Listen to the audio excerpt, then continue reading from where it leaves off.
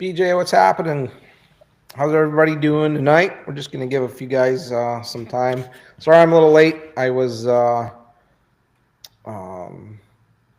trying to get some stuff done in the house. The kids got their Christmas party, and we're in the middle of making all kinds of Christmas treats and stuff for them. And I had to finish that up, and then quick ran out here and getting everything set up. So we'll just give everybody just a couple more minutes, and we'll start chatting.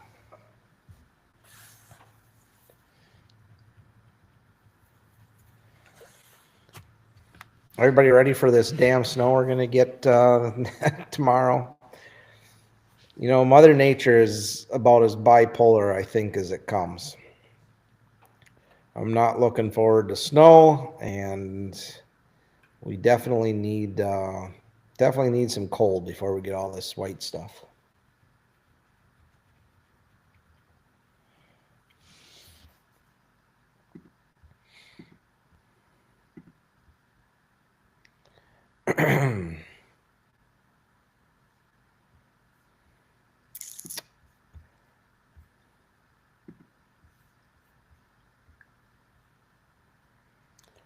Cooper checking in from Okoboji in Iowa. How's the ice down there, Cooper? Thanks for joining in. If you got a fishing report, we'd love to hear what you got going on. Cooper is tuning in on Instagram.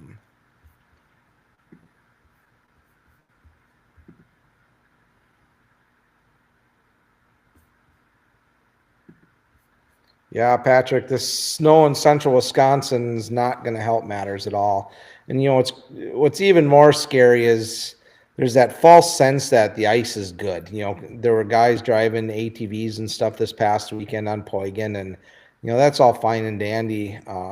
But I was out on Monday just checking, and sure, you can spud your way out, and you know there's safe ice to be had.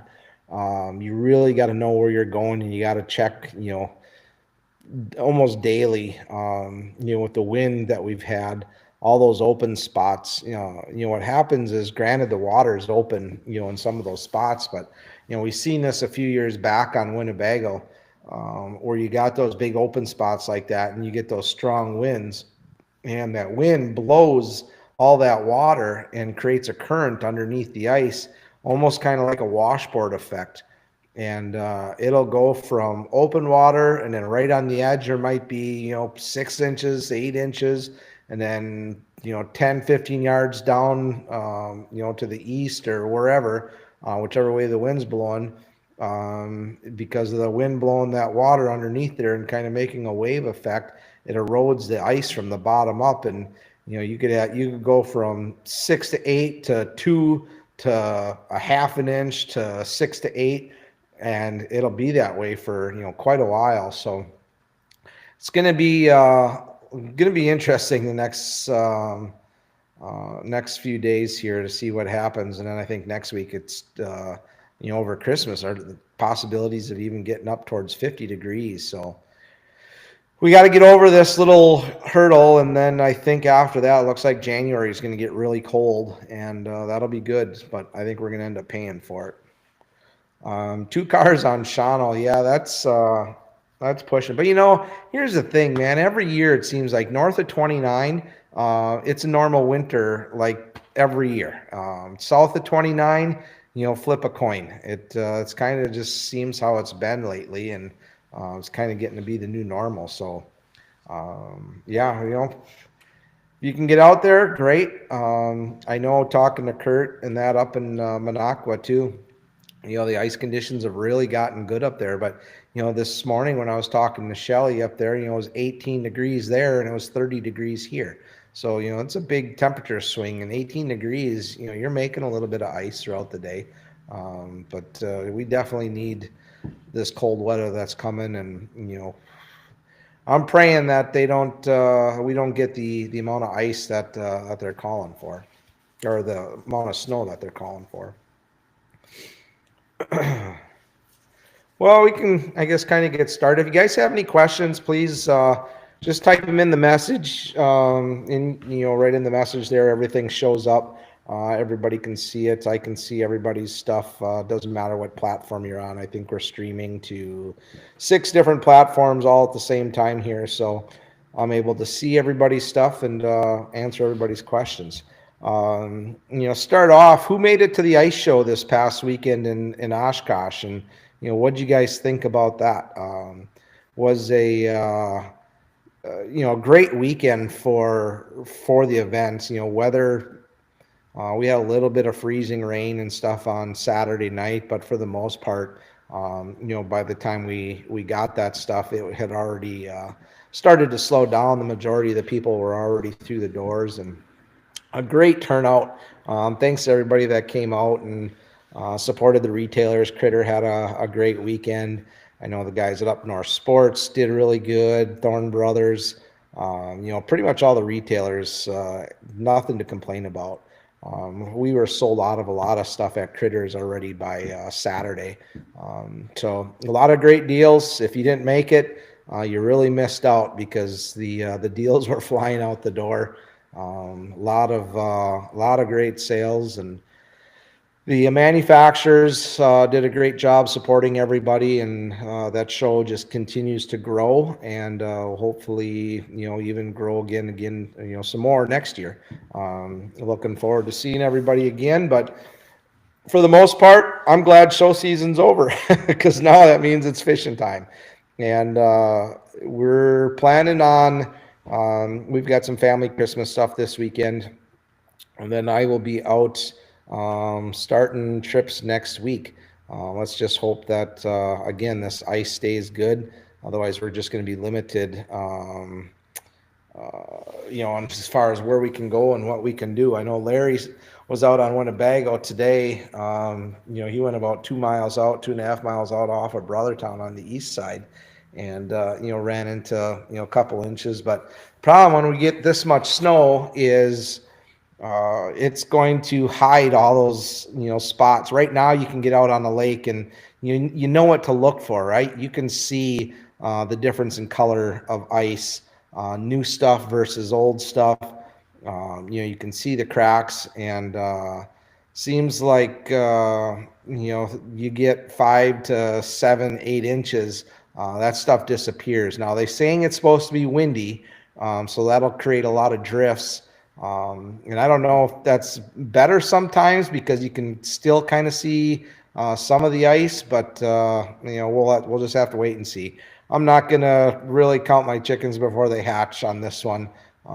They've first real snowstorm of the year, and they never seem to get anything right. So we'll see what happens. But just again, use caution. Make sure you're spudding all the way out. Make sure you got your ice picks.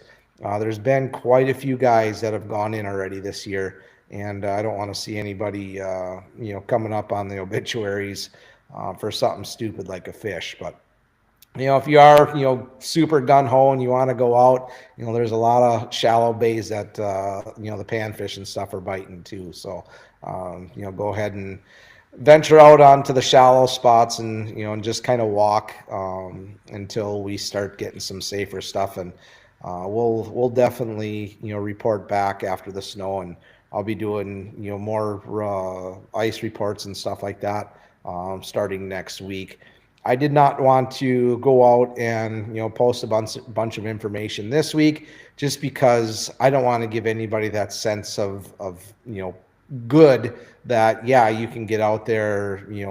Just at this point, let it get cold. We've got some cold coming. The next few nights. I know this last week, it's really been very warm, and the week before. That Sunday, Monday, Tuesday, it got really warm, and a lot of the spots that I had been on and been fishing went from 4 to 6 to 2 inches of really soft, crummy ice, and walking on it was like walking on a waterbed. So again, I just refrained from posting any information just to keep guys from even thinking about going out. But I'm not here to stop anybody. I mean, that's kind of why we do this, is just to be informative, and you guys are all grown adults and can make your own decisions. Just make sure that you're being smart and stay safe this time of the year, because it is definitely not 100% yet. Um, let's see. So the shows, we wrapped everything up. Oshkosh again was a great show. Next year, talking to Dan, there's even talks maybe that he might open up a second hangar and and fill 2 hangars. That'd be pretty incredible, because that would make it probably one of the larger ice shows, even compared to St. Paul. I think it would rival. And talking to a lot of guys now, this was the first year that I didn't go to St. Paul. I was up at Kurt's Island Sports, and talking to some of the guys that were at Oshkosh versus St. Paul, and they actually said Oshkosh was busier. They said sales and whatnot were better for them. So it's good to see. Dan's doing a great job promoting. And the other nice thing too is, if you've never been to any of Dan's shows, the Madison Fishing Expo, and then this one here in Oshkosh, the Ice Expo, you don't have the guys peddling, gutter guards or selling you siding for your house or bathrooms or any of that kind of stuff. It is 100% fishing, and that is really nice. Especially if you're going to pay to come in the door. If I'm going to go to a show, I want to be around fishermen. I don't want to have to listen to somebody selling me cutlery or pots and pans or something like that. If I want that, I'll go to Kohl's or something like that on the weekend with the wife and let her drag me around. I want to go check out fishing stuff, and Dan does a great job with that. So that's that. I got the UTV. Tracks are all set. I'm pretty excited about that this year, to be able to take out, a bunch of people all at once. I got a 6-passenger. Just put the tracks on it, and hopefully pick up the trailer either tomorrow, depending on the weather, or Friday. Problem with a big UTV like that is you need a big trailer. So I'm done driving out on the ice with the truck. The big Ford weighs a little bit too much, and scares me driving that thing out. So we are switching gears. Got the UTV and putting the tracks on, and that will be our main form of transportation. And also have my snowmobile too for running around, but that will be my main goal. Now I just got to get my locator rigged up and some rod holders, and it should be all set here by next week. Let's see, what else we got. The other sales that are kind of going on. If you guys are looking for fishing gear right now, I know Markham's doing some pretty crazy sales. They're going to be starting, if they're not already live. Some pretty crazy sales on flashers, cameras. The thing with the market right now is there's a lot of inventory left over from the last couple of years, and these retailers really need to clear out a lot of that stuff. So if you're looking to buy stuff, this is definitely a buyer's market. I guarantee you, after this year, you will not see deals like you're seeing right now. And that's why I think the ice show was so incredible, is because these retailers had some really good opportunity buys earlier this spring when they bought all their stuff for the winter, that they took advantage of it, and they were able to sell it very, very cheap at the shows, but yet still make some money for themselves too. So it's really good for everybody. Everybody wins. But as far as consumers right now, the consumer market is it's golden. I mean, it's definitely, if you want deals, go visit your nearest retailer and check out what they got, because you're going to save some cash. Frank, yes, I did find a 8.5 by 24, all aluminum with the high door, the 7-foot door and 7-foot interior. Down by Madison, someplace, Edgerton or Egerton. I don't know how you pronounce that. But yeah, I did find one down there. Pretty hard to find a big car hauler like that right now, because it's not the season. You can find a lot of the inline snowmobile trailers with the high doors, but problem with the inlines is I think they're only like 7 feet. Some of them are 7.5. But with these tracks, they stick out quite a ways past the machine. So you really need a minimum of like 6.5 feet, and just doesn't give you much room on either side of the tracks to get it in and out. And would really like to have that 8.5. That way there you can kind of tuck it in on one side. Still drive it between the fenders on the inside of the trailer, and have room to get out of the doors too. So looking forward to it.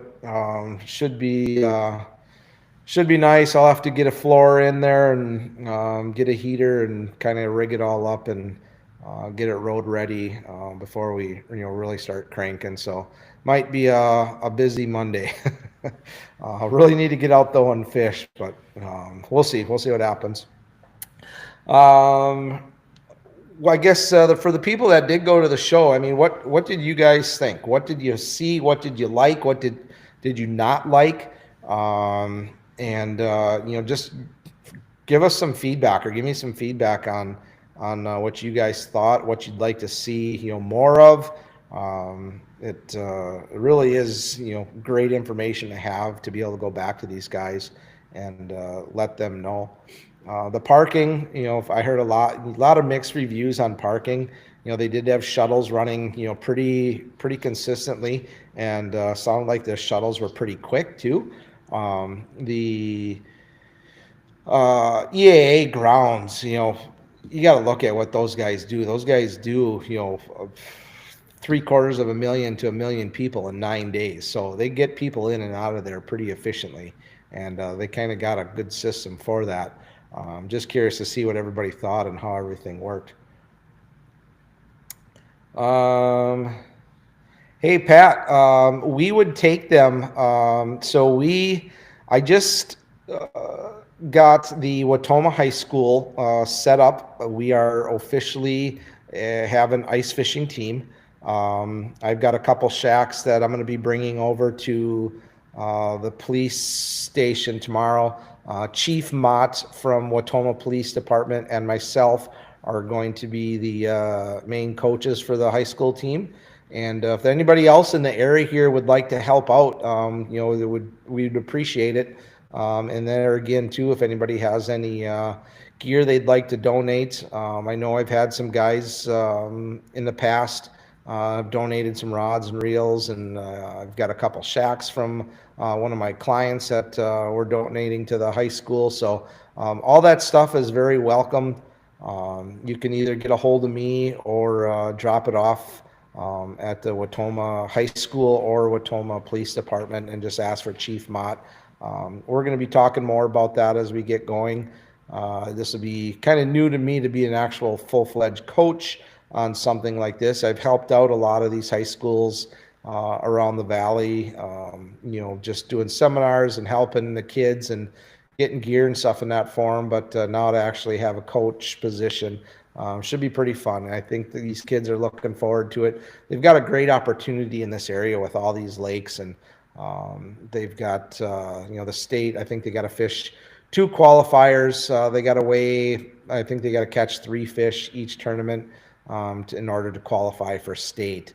And then that's kind of a pretty big deal for those guys. So, it's just awesome to be able to get these kids involved. And the Wisconsin high school fishing stuff is really taken off. I don't know exactly how many teams are in it, but it's gone gangbusters, throughout the entire state. So kudos to all the coaches and, all the high schools that are getting involved in this, because it really makes a difference for these kids. And it's great to see, and all the sponsors and stuff too that are helping out.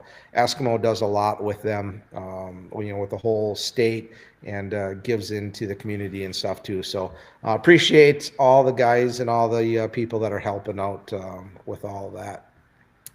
Let's see, I'm just checking some messages here. All right. Yeah, kids are the future, man. If we teach them right and teach them, how to do things the correct way, and the whole conservation aspect of it, we'll have fish and good resources, for years and years to come. So absolutely, Pat. Getting the kids involved is a pretty big deal. I just wish they had this kind of stuff when we were kids. I think it would have been awesome to be able to be part of a fishing team and compete with all the other high schools and get scholarships, and it's crazy. Cheyenne, that expensive tip up, are you talking about that blue one? What is it, the Nighthawk or Ice Hawk or something like that? Um, I'm curious to hear what everybody thought about that. It's looks like a pretty cool little deal. Nothing that I would ever really think about using, but just curious to see what everybody else thought.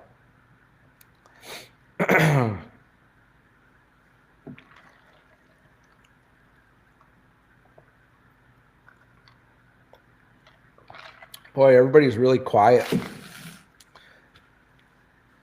I think everybody needs to get some sugar or something and get some energy. What's everybody doing for Christmas? Anybody got any travel plans? We have Skyhawk, Nighthawk, something like that. Kind of a crazy device. So people that didn't see it, what it was a kind of one of those old style tip ups that had the tripod, the spool that sits underneath water. But instead of having a flag, there's a whole LED bar of lights that when the flag is tripped or when the spool spins and the flag is tripped, or I guess it really is not a flag. When the spool spins, it triggers the mechanism that lights up all these crazy lights. And the faster the light spins, or the faster the spool spins, the more the lights go. And so you can really see kind of what's happening, I guess. I don't know. Don't come to the Manawa Mill Pond. Pond is empty. Pat, I'm super sad about that. That was one of the greatest crappie lakes. Years ago, I used to go up there and fish overnight, for the crappies out over that deep hole out in the middle of Manawan. That was just a great fishing spot. So hopefully they get that dam fixed and they can fill that thing back up and get some fish back in. It'll be interesting to see what happens. Frank, how about them Packers? Yeah, they squeaked one out. It'd be interesting to see here. I don't think. They'll go into the playoffs, and I don't think they can lose to Detroit. 3 times in one season. I think if they play smart enough, I like our odds. And the fact that San Francisco's not going to be around to give us any grief, that's really only my team that has just been the nemesis for us. Let's see. You should have Bluetooth in it for that money, like the Valter system. Yeah, Matt. That the Valter system is. We'll do a tip up segment here coming up one of these nights. I'm going to see if I can't get some of the guys from Grim Outdoors on and let them talk some tip up fishing and talk some pike strategies. We had a lot of people talking pike fishing actually at the show this weekend, which was a little strange. Normally people don't come up to me and talk tip up fishing. It's more jigging, and a lot of guys inquiring about using hot dogs, and a lot of people thought we were full of crap and just giving guys the line of BS with the hot dog thing. But it truly is a real, it's one of the best methods. And if you've never used hot dogs for tip-ups for pike fishing, you're really missing out, and you're spending too much money on bait. There's no reason to be using the expensive golden shiners or anything like that when you can use those hot dogs. Yeah, Kurt, the guys, it is a great product. I can only imagine the amount of money that went into this tip up, just to have the tool and die and Um, just everything about that tip up is just expensive. And I don't know if it's one of those things where you ever get your money back, on an investment like that. But hey, more power to them. This industry is a niche market and people spend money on crazy things, and just not my cup of tea. It probably, it's great for that guy that has everything. This would be something that you'd buy somebody like that. But I think $140 for that, I'd be taking my Bite Me boxes for, they're going to catch you a lot more fish. And the fact that you don't have to worry about the holes freezing up is really the selling point on any tip up when you're fishing. Not having to chip your holes and having the bite sensitivity and everything else should be something that you look at before spending that kind of money.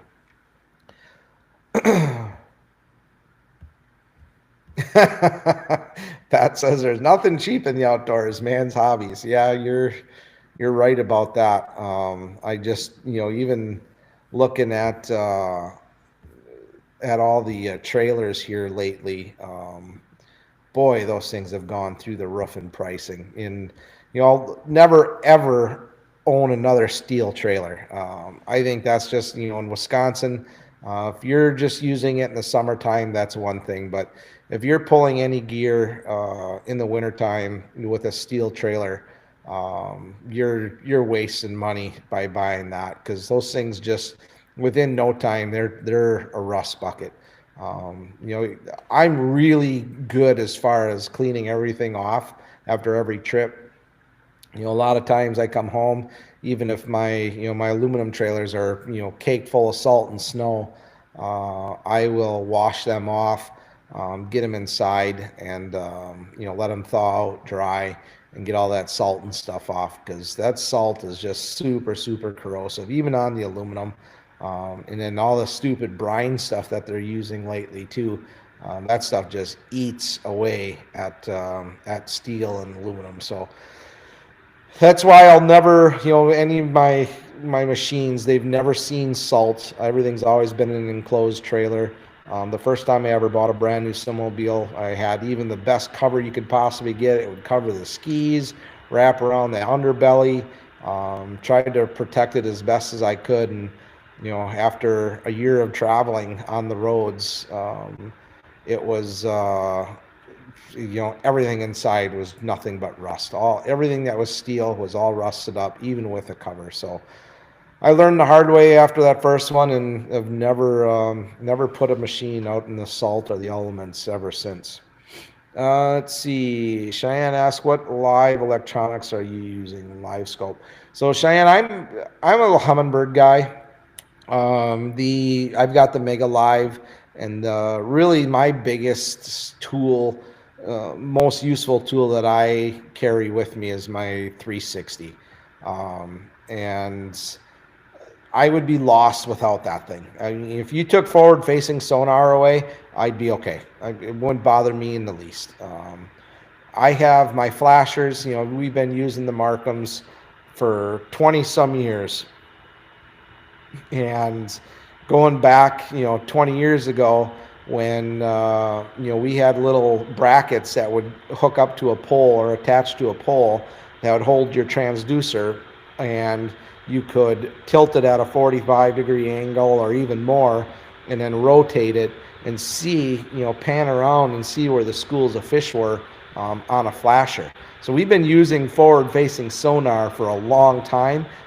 It's just a different type of forward-facing. You're not getting the pretty images that you are now, back 20 years ago. So I'm a flasher guy through and through. I do love, the digital stuff. It is nice to be able to see the history, and when we are chasing the basin panfish, that's where my Mega Live really comes in handy. Any type of live scope or live forward-facing sonar, live imaging on open basins when you're chasing panfish, is deadly. It's a great way to find them. It's a great way to stay on top of them. And that's, we've had the conversation 100 times. It really becomes, you have to watch what you do. I mean, you can't go out to these small lakes, use your forward facing, and fish every school that's swimming around out in the middle and take everything out of the lakes. And that's really what's happening. The forward facing sonars are going to wreck fish populations if we don't patrol and, keep an eye on ourselves. Or these, the lakes associations, the DNR, Minnesota's gone to 5 fish limits on a lot of lakes up in northern Minnesota for bluegills. I would love Wisconsin to do the same. There's no reason to be going out there and catching that many fish on these small lakes. Certain lakes can withstand the pressure. That's fine. The bigger lakes, great. But these 40 to 200 acre lakes, they can't take that kind of pressure and the technology over and over and over again to keep whooping up on these fish. Trust me, I go out there, I do it, I catch them, but we do not kill fish like a lot of these guys do. Even if we have lakes that have 25 fish limits, I set the bar at 10. And that's what we're going to do. We can catch them all day long. We can catch and release all day long. But at the end of the day, 10 fish are going home, and that's it. It's just it's a sad thing to see, and people, the greedy people and that are just kind of wrecking it for the rest of us. So hopefully, regulations and stuff, kick in here soon and get back to old school fishing. But don't take away my 360. I need that for finding fish. Let's see. Pat asked, do you do any ice fishing for trout or salmon? Pat, we've got some lakes around here where we catch quite a few trout, actually. I'll do it occasionally. I know my brother really likes to do it a lot. We catch a lot of small rainbows and browns, and they're a lot of fun to catch.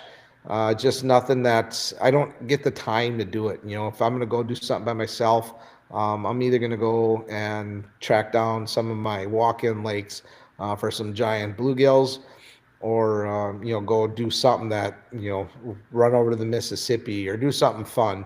The trout, I don't eat a lot of trout.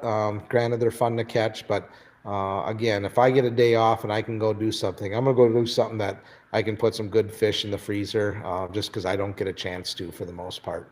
And I love my perch and love my bluegills, and I usually take advantage of that every chance I get. Patrick asks, what's your go-to setup for walleye? Hard time getting them on tip-ups, have no problem jigging them. So my go-to setup for walleye fishing is definitely going to be my jig sticks. I love, if I'm out on Poigan and I'm fishing shallow water, I'll have that 44 light action fast tip. That Elliott rod is a great rod for fishing this system. Plenty of backbone, and I've got it spooled up on a 1000 series Shimano and running 10-pound Smackdown with a 6 or an 8-pound gold label leader from Seagar. And my go-to bait is probably going to be, whether it be hammered copper, gold, or silver, Swedish pimple, no bait, and typically in that size 3 or size 4. When we get out into Winnebago, just going up to a size 5. On the cloudy days, I'm using, the hammered silver. The bright sunny days, using the hammered gold, and I've always got a copper on. I think the copper works great in any conditions, and definitely all 3 of those are pretty much fish catching machines. After that, if you run into some really dirty water, or you got a good bite going just before dark, tying on a glow bait, maybe a, forage minnow, or, there's a ton of different spoons out there that have glow to them. The buckshot rattle spoons have always been a good bait out on Poigan. And, just kind of bang those things in the mud and hold them up and just hold them there for a second. That typically will get the fish to bite. But again, no bait. And then as far as tip ups go, when we're on an active school of walleyes, if we're having to kind of, set up a perimeter, I guess, so to say, that's when I'll put out a bunch of boxes and make a big circle around me. And more so to try and prevent people from drilling right on top of us. I'll try and get into an area and put out a perimeter of tip ups, drill all kinds of holes in the middle, and then have my guys, basically fishing in the shacks, or if they want to get out and move around, then they can just hole hop. And, we just keep the 360 on the snowmobile or on the UTV in the water, and the screen's on for the most part all the time. And that way there, I can be outside and telling the guys, hey, they're over here, or they're over there, or, they're underneath your shack. That's really kind of what we do. But if we set up the bite me's, we're running a 6 or an 8 pound, again, fluorocarbon leader. I use a braid, an 80 pound braid on all my tip ups. And we can get into that, either tonight or a different night if you want to. But a lot of people still use the braided Dacron. And the reason I've went to braid with a fluorocarbon leader is more so probably when you're fishing pike or bigger fish, when you're, in that cold water and you've got that Dacron and that fish bites, and you take a little bit of time to get up there, and you get there and you're just spooling like crazy, and you got all that line out there. The problem with Dacron's like a rubber band. That stuff stretches so much that you don't get that really good positive hook set. Muskie fishing in the summertime or fishing in the summertime, most of us have used braid. And when you set the hook on braid, you don't get that stretch. You get a positive reaction at the end of your line. I can feel every little thing that's happening. Dacron I don't even think sensitivity and Dacron go together in the same sentence. So you're not really able to feel a whole lot. And I will say my hooking percentage and my fish catching is greatly increased going to a braid for my main line. Sorry.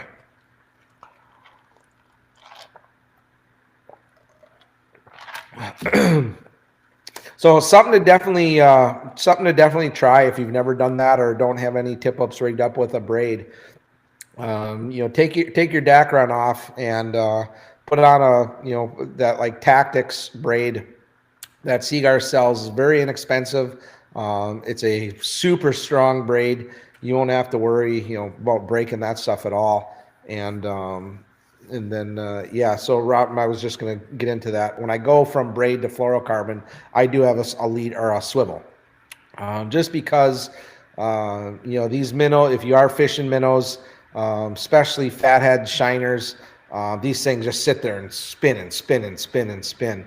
And if you don't have a swivel on and you tie direct, you're going to have line problems. So that swivel definitely helps. Let's see. Mike asked what batteries you're using for your 360. I run the Markham Max lithium batteries. They're the 30 amp hour.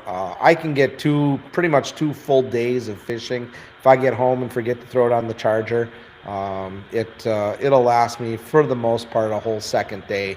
And that's running a 12-inch Solix as well. So it definitely consuming a lot of power.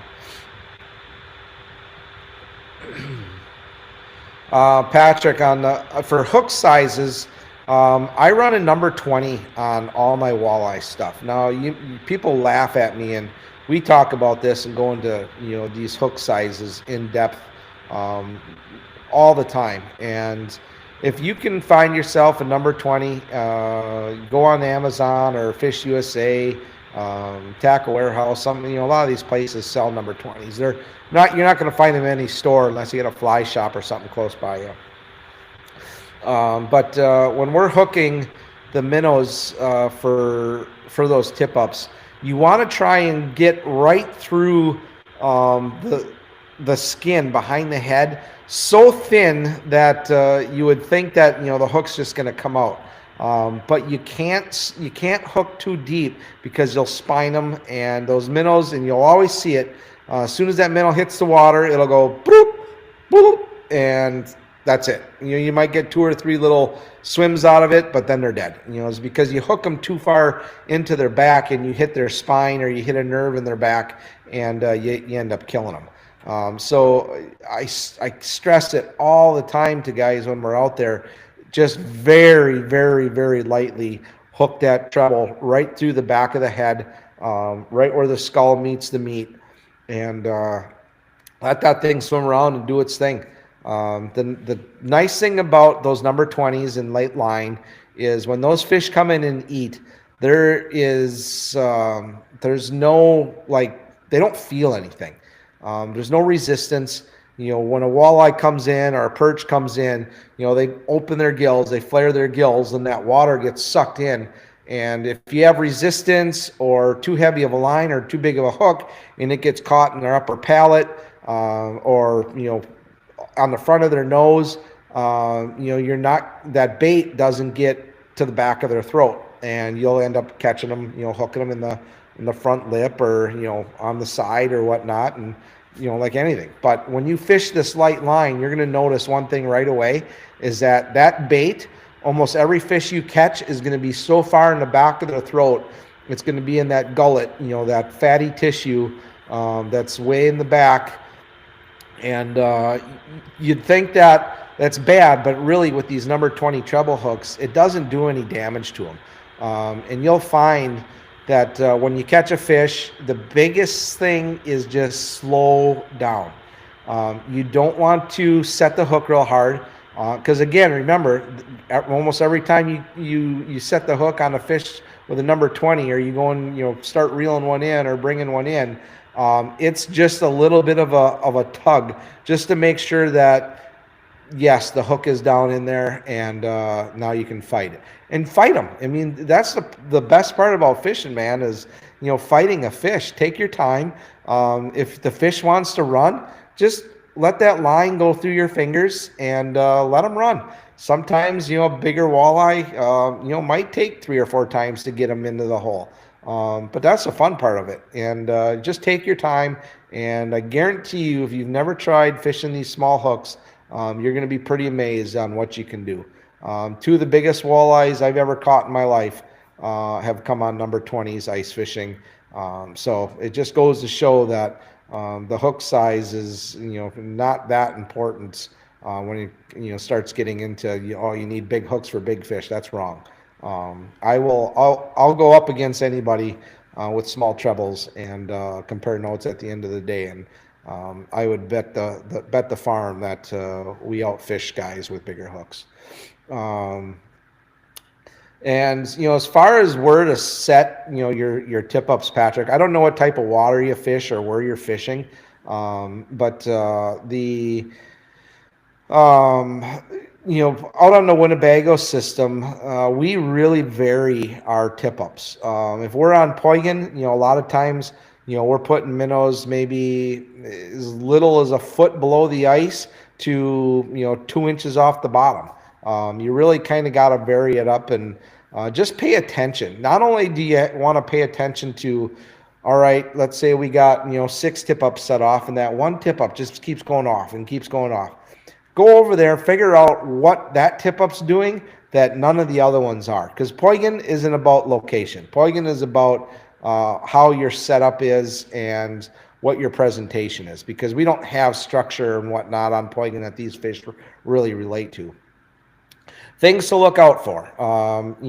You've got your braid or your Dacron coming down to a swivel, and then you've got a leader. Everything on my tip ups are all the same. Because you want to be able to replicate and duplicate what is working. From there, your swivel to your hook, let's just say that that's 3 to 4 feet on the leader, and then you're going to have your sinker up above your treble hook. Now, if the fish are super aggressive, you want to take that sinker and maybe move it up quite a bit from the hook. That way that minnow can, swim around and fall back down, and you're going to get a lot more action out of that minnow. If the fish are just not chasing and you want to make it a little bit easier for them, slide that sinker down, 2-3 inches above your treble hook, and then that minnow can only, it can only do this a little bit. It can't really go all over the place. So once you kind of have something figured out, and never start with everything the same. Always start, this one here, 2 inches off the bottom, high sinker. This one here, 2 inches off the bottom, low sinker. This one here, foot off the bottom, high sinker. And just keep a mental note of what everything is. And a lot of times if there's snow on the ice, we'll even like draw something on the ice, like a 12 or 6 inches off the bottom, or 12 inches off the bottom, or whatever, because I know as we start running a whole bunch of tip-ups, you can't remember everything, but just kind of pay attention. And once you start finding something that works, that's when you go back over and you switch everything and make everything equal, equal playing field there. So Patrick is a big lake up north, fish, weed line, and rocks. So that's great, because Winnebago system, these fish don't know how to relate to structure in the wintertime. They're dumb. They're really stupid fish. The fish up north, Patrick, if I'm going out on a lake, what I'm going to look for tip-up fishing out there is I want a big flat or a deep flat adjacent to either a weed edge or a rock pile. And what I'm going to do is get set up for the night bite. Is I'm going to go out towards the center of that flat, put a tip up there, one right on the edge, and then probably one not too far off the edge, because those fish cruise in and out all night long. They'll come in, they'll find a couple of fish to eat, they'll eat a little bit, and then they'll just slide back off. And again, I can't stress this enough, but most of the fish that feed are going to be up high, and the walleyes will chase. They're everybody calls them gravel lizards, and granted they live near the bottom, but when they're hungry, they're up cruising around, middle of the water column, right underneath the ice. I mean, I've seen them all over the place. So vary your depths, try different things, and that's all you can do. But once you figure something out, there's a reason for that, and then that's when you want to replicate everything and start making changes. Tim asked, are you going to be upgrading your Solix for the 360 to the new Explorer? So I do have a new Explorer ordered. It should be here, I'm guessing, any day. And we'll test that one out and see what happens. The Solixes are pretty hard to beat. The biggest difference, I think, with the Explorer compared to the Solix is going to be processing speed. They are a lot faster from what I'm hearing, and we'll report back. Excited to get it out. Let's see if I miss any questions here. Nothing there.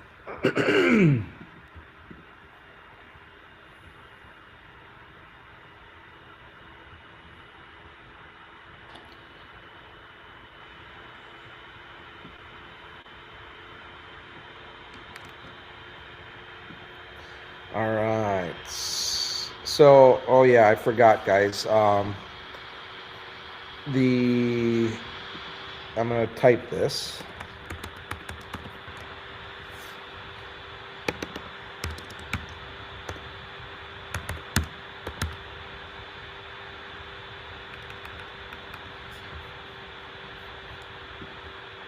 One second.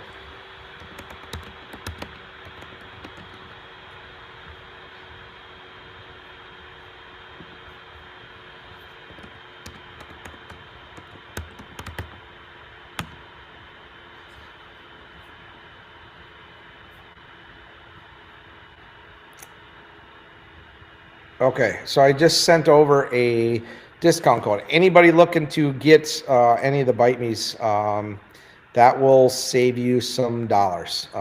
You can go on their website, order them, boxtipups.com, and Rick and Terry will take care of you guys from there on out. They're pretty quick on shipping. They've got stuff in stock right now, and that'll save you a couple dollars. Eric asks, what's your favorite type of minnow for walleye on Bago system? Seemed like the big emerald shiners were the tickets Saturday. Eric, I've seen it where shiners are, definitely outfish the fatheads. When we get into, a tip-up bite, I'll typically bring a few different types of minnows along. I love rosy reds, especially on dirty water. Bigger fatheads, small fatheads, and then, obviously the emerald shiners. And, excuse me. I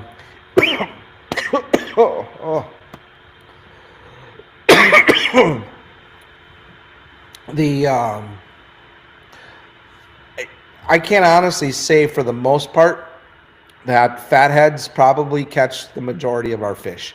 I honestly think that when you got a hungry walleye, the difference between a shiner and a fathead really doesn't mean anything to them. What I think changes that, or what affects the minnow that you're using, is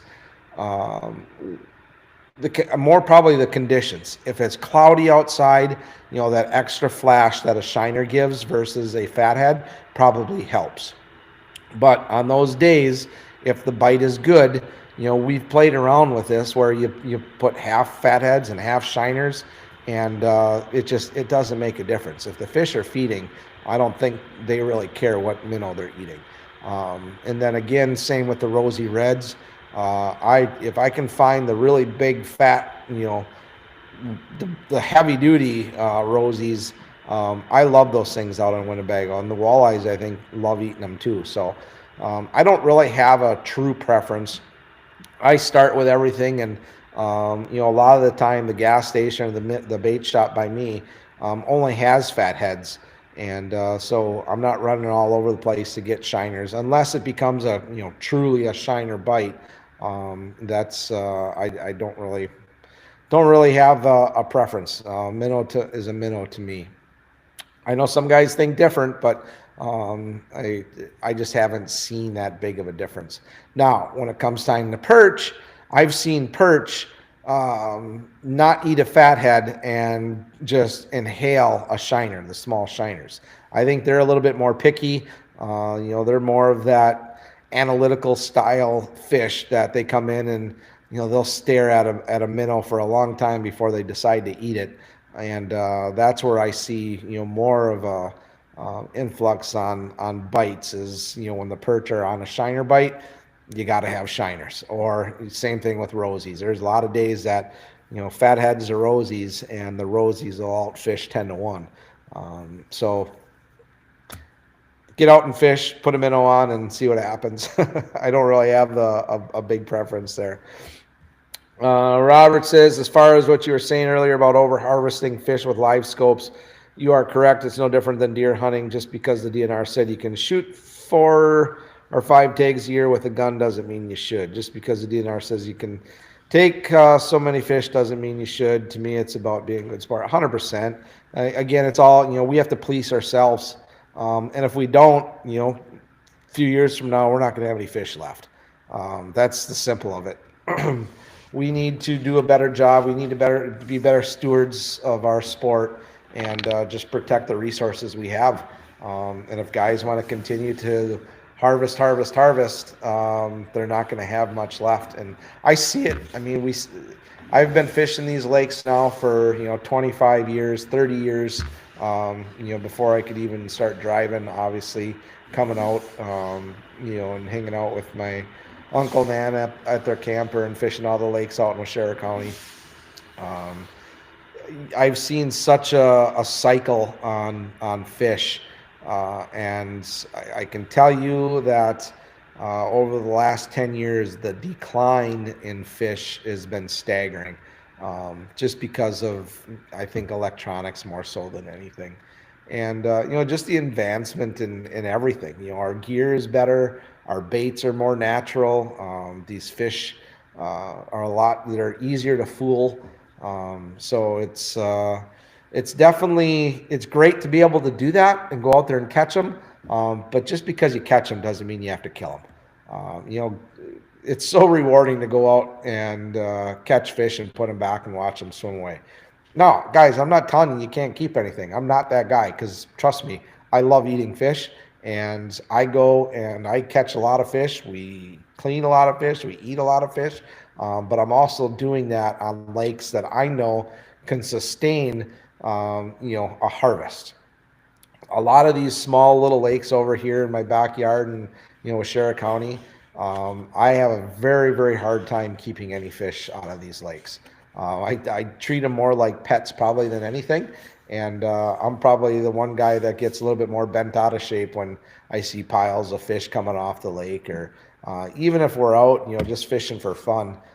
We always foul hook fish, or my kids or whatnot will swallow, and it like puts a knot in my stomach, knowing that we killed a fish out there. And I get so much negative feedback from locals and whatnot that are telling me that I'm killing all these lakes and this and that, and they're so far from the truth. People that know me know better, and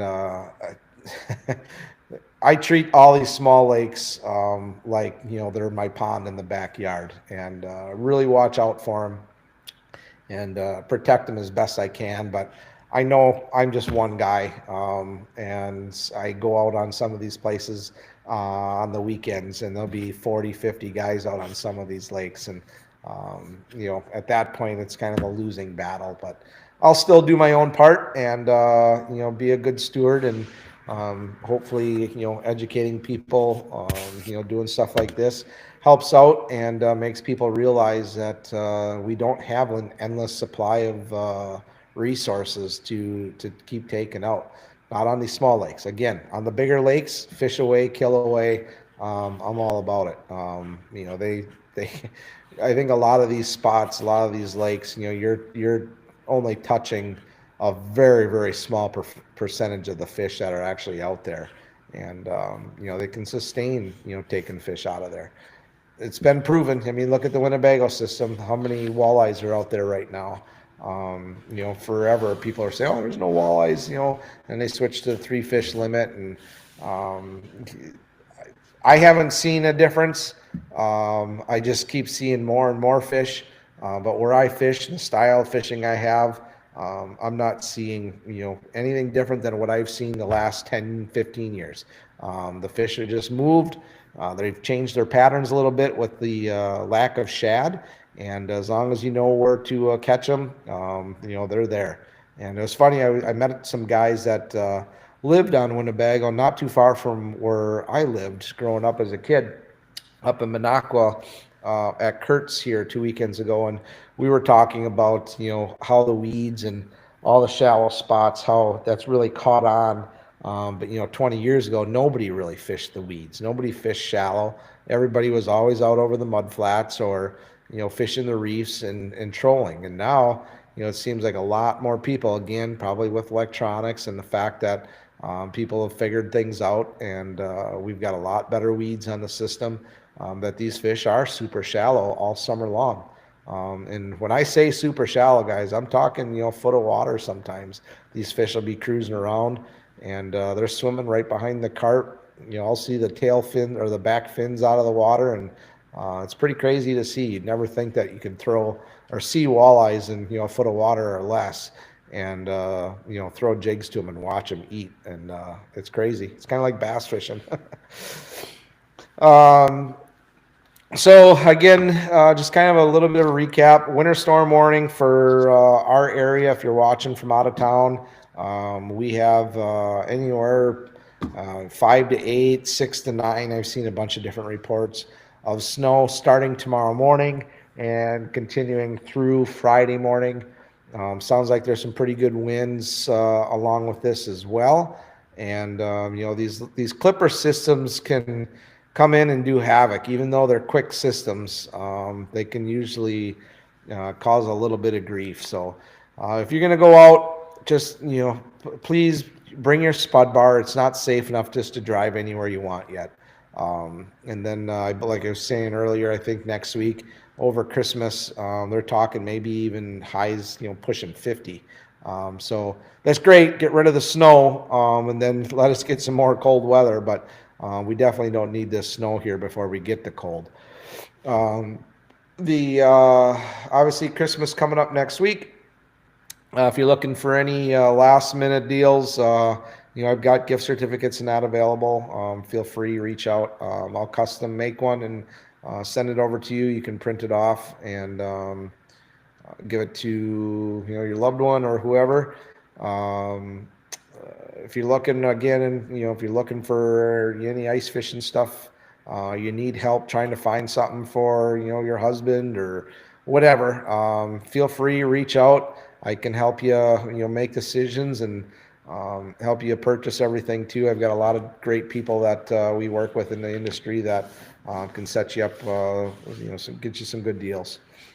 Eric asks, when you jig for walleye with spoons or pimples, do you always use a swivel or snap hook, or can you direct tie? So I always tie a snap to the end of my line. Strictly, number one, that thin line, tying direct, unless you put a split ring on your pimples, which I've done as well. I just find that putting a snap on is so much easier because, if we're switching baits, or a lot of times, probably more so, what happens is as we're, catching fish, you break a hook off. And if it's cold outside, the last thing I want to do is screw around with a split ring trying to get a treble hook on or off. It's so much easier just to put that bait aside and grab a new bait and just, put it on a snap. And then the other thing that I don't think a lot of people do, and you really should probably pay attention to it a lot more, especially on years where we get a lot of these white bass, always, check your line.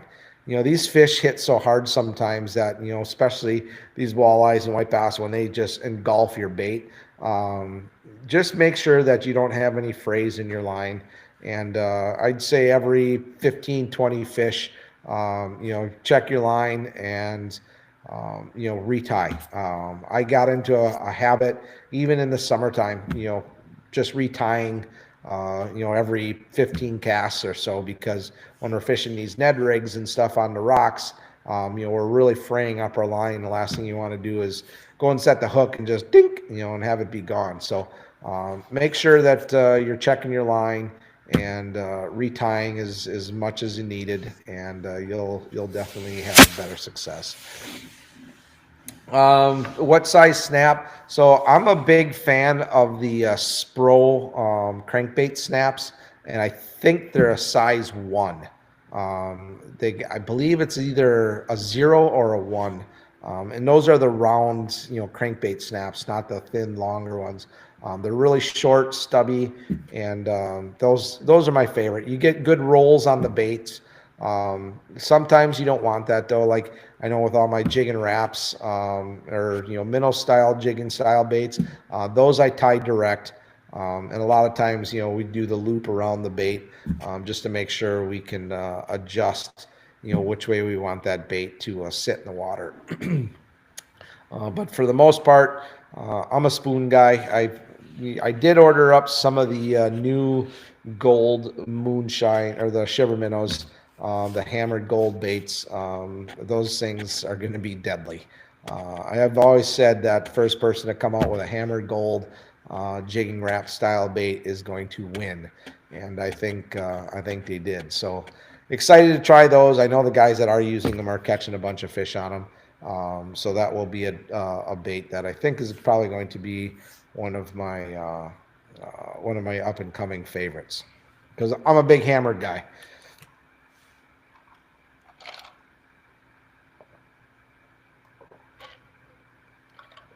Yeah, Rick, Terry, I don't know who's typing there, but I see both of you boys wearing your spectacles at the shows. Looks like your eyes are starting to catch up to you. I'm there, man. I need to make an appointment with the doctor and go have my eyes checked again because I can tell you that over the last 2 or 3 years, I've really noticed a decline. Not so much in the far away and here reading stuff on the computer. I can read the smallest text, no problem. But as far as getting up close and being able to tie right in front of your face anymore, I find myself doing this a little bit more. So I know the pain, and those number 20s, they are a tiny. And you'd be surprised. They don't let the small hook fool you. Let's see if I'm missing questions here.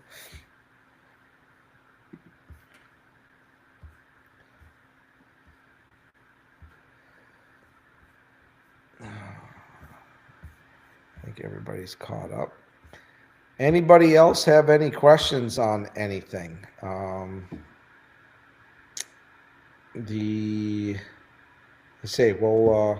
be back out checking ice and giving definitely more reports after this snow and after the weekend. Gonna kind of hang low and get the rest of everything tied up and rigged up, and we should be rolling 100% by next week. And I'm looking forward to it. I'm looking forward to seeing everybody out there getting out of the house, and after a rough fall, it's definitely going to be very welcome to get on the ice and run around and get back to my normal self. And then I think we do have one trip scheduled. The wife got me a pretty awesome gift, and we are going back to Mexico. So that was kind of a nice thing, and really looking forward to going and doing that and go do some saltwater fishing in February. Well, everybody, I am going to probably get off here and go do a little bit of stuff in the house yet, and then get ready for bed. We will catch you guys next week, Wednesday. Or wait, let's see here. What is our Christmas schedule? So next week, Wednesday, is Christmas. We will not be doing a live on Wednesday. So let's just play it by ear. Watch Facebook here. Maybe what we'll do is go live on Thursday, and then Friday, Saturday. Once Friday comes, I'm guiding. I'm on the ice, so we'll definitely keep you posted there, and just kind of check back next week, and we'll see if we'll do something on Thursday. But in the meantime, everybody, please have a safe, happy, Merry Christmas, and enjoy the time with family. And if you get out fishing, be safe, have fun, good luck. Definitely share some photos, share some reports on the page. It just helps everybody out. And if you got any good stories or something to tell too, please share them with. Even if you want to private message me or whatnot, I like reading stuff, and like chatting with all you guys too offline here. So that's really it. I appreciate everybody, and we'll catch you guys here maybe next week, but for sure that following week into the New Year's. And be safe, everybody, and cheers.